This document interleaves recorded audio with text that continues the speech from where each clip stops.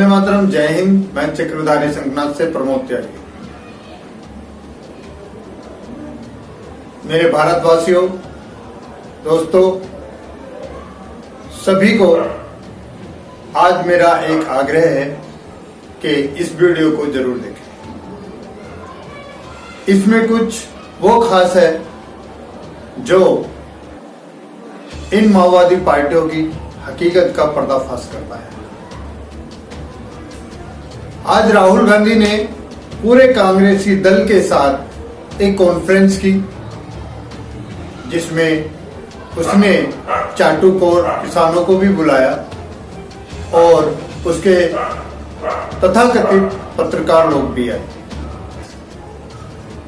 और एनआरसी वाले ढंग से उसने कहा कि अभी तो गांव-गांव से किसान यहाँ पे दिल्ली में आए हैं, अभी तो शहरों में भी आंदोलन शुरू हो गया। आखिर राहुल गांधी चाहते क्या है? क्या देश में आग बालना चाहते हैं या अपने स्वार्थ के लिए इस देश को बर्बाद करना चाहते हैं? यह सोचना होगा हमें।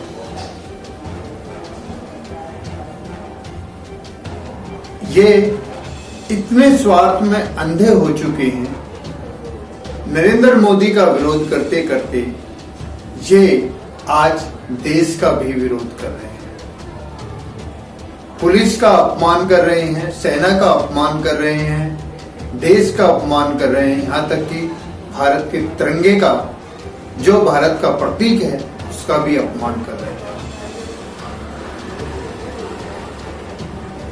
आज राहुल गांधी को अगर उसमें देश भावना होती, उन उग्रवादियों का विरोध करना चाहिए था जो पुलिस वालों पे डंडे बजा रहे थे और तलवारें चला रहे थे, भारत के झंडे को उतारकर खालिस्तान का झंडा लगा रहे थे और पाकिस्तान की जय, पाकिस्तान जिंदाबाद, खालिस्तान जिंदाबाद, भारत के झंडे को जला रहे थे।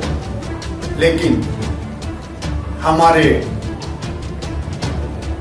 गांधी के द्वारा उत्पन्न किए गए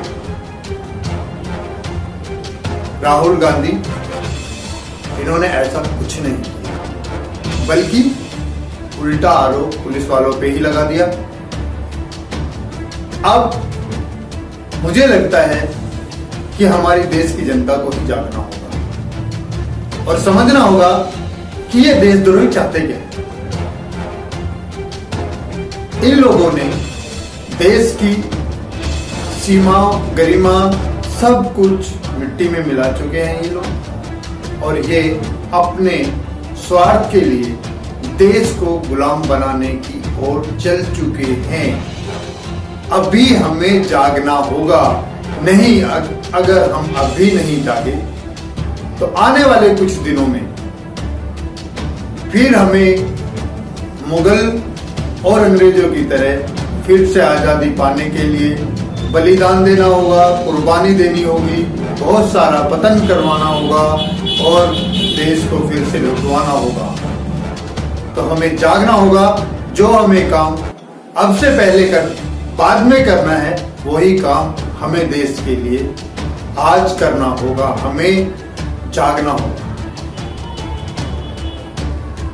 केजरीवाल जो एक लोटे की तरह हैं और देश अपने स्वार्थ के लिए वो अपनी मां को भी बेच सकते हैं, अपनी बीबी को बेच सकते हैं, अपनी बेटी को बेच सकते हैं, उनका तो कुछ कहना ही नहीं।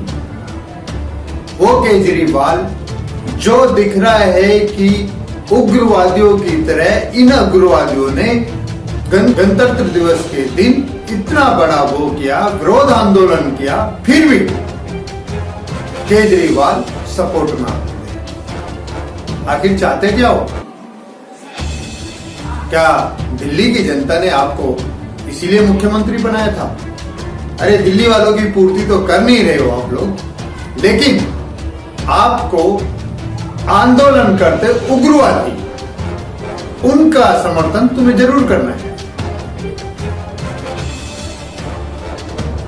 सिसोदिया कल आकर बोलते हैं यूपी सरकार ने अगर पानी और बिजली काटा है तो हमारी सरकार इन किसानों के लिए, मतलब उसके हिसाब से किसान और मेरे हिसाब से उग्रवादियों के लिए बिजली पानी आम आदमी पार्टी इंतजाम करेगी, उनकी और भी व्यवस्थाओं का इंतजाम करेगी। वाह, तालियां। बहुत अच्छे चल रहे हो केजरीवाल, लेकिन एक बात ध्यान में रखना कि ये भारत देश है। एक नाथूराम ने गांधी को मारा था, और ऐसा ना हो कि हजारों नाथूराम पैदा हो जाएं और तुम्हारे साम्राज्य को ही खत्म कर। राहुल गांधी जी, आप जैसे ही आंदोलन शुरू हुआ, आप अपनी नानी के यहां पे भागे चाइना वालों से मीटिंग करने के लिए। क्या तुम देश की जनता को पागल समझते हो? क्या समझते हो तुम देश की जनता को? तुमने वहां से पाकिस्तान का फंड अरेंजमेंट कराया, खालिस्तान वालों का फंड अरेंजमेंट कराया, अफगानिस्तान वालों का अरेंजमेंट कराया, और यहां तक कि बांग्लादेश और चीन वालों का फंड अरेंजमेंट कराया। और वो सारा फंड हवाला के द्वारा आपने यहां इन लोगों को, उग्रवादियों को खिलाने पिलाने के लिए भेजा।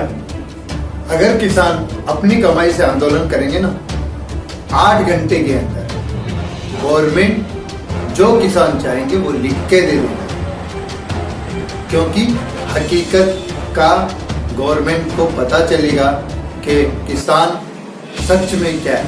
लेकिन किसान तो यहाँ पे है ही नहीं। यहाँ पे तो साहब हरामखोर लोग, हरामखोर जो दारू पीने के लिए आए हैं, चरस पीने के लिए आए हैं, गांजा पीने के लिए आए हैं, लड़कियों के साथ अयाची करने के लिए आए हैं, और वगैरह वगैरह वगैरह। और तुम जैसे देश के दलालों की चापलूसी करने के लिए आए हैं। लेकिन राहुल गांधी जी, सोनिया गांधी जी, प्रियंका गांधी और केजरीवाल और वो ललवा का बेटा और अखिलेश, देश को इतना मत जगाओ कि तुम्हें घर घर में ढूंढ ढूंढ के मारे। देश को शांति से जीने दो, देश की गरीबों को मत खो, नहीं तो तुम्हें 2 गज जमीन नहीं मिलेगी छुपने के लिए।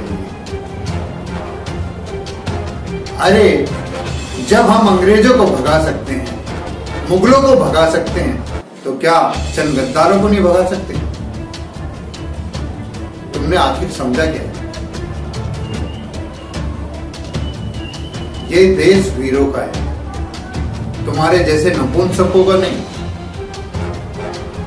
जो दूसरे की मदद लेके अपने ही घर को बर्बाद करते हैं। शर्म आती है कि तुम भारत में पैदा हुए हो। शर्म आती है कि जिन माओं ने तुम्हें जन्म दिया है वो कैसी निर्दय माँ है या निर्लज माँ है, जिनको आपके ऊपर अभिमान होता है। आपने सारी गरिमा खत्म कर दी। और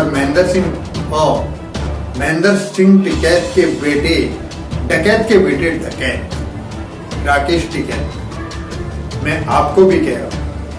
आप क्या बोल रहे थे कि गोली चलेगी, लाठी होगी, वो होगा, फलाना होगा। यही किसान, याद रखना, कुछ ही दिन में तुझे घर में घुस के मारेंगे। याद रखना इस बात को। तेरे ही बाप ने 400 करोड़ का घोटाला करके किसानों को क्या बोला था, याद है ना तुझे? याद रखना इस चीज को। और फिर तुम्हारी जो मिट्टी पलीत हुई वो भी तुम्हें याद है। लेकिन हमारे देश में एक बहुत बड़ी कमी है, हम लोग जो ना भूल जाते हैं। हम लोग एक चूतिया गांधी को बहुत बड़ा ताज पहना, उसको बापू कहने लगे।